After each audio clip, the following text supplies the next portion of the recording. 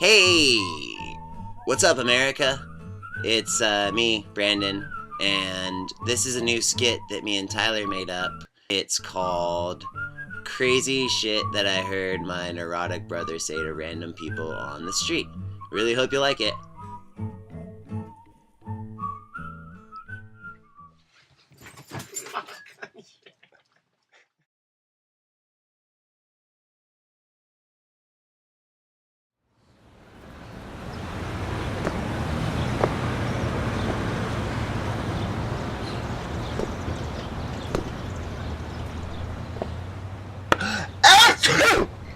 God bless you.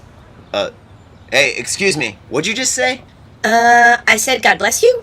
Why? Because that's what you say to people who sneeze?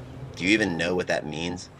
It means that I'm sorry you sneezed? Wrong! It was an expression used during the bubonic plague because they thought saying bless you would protect them from demons. They said it because they were retarded cavemen.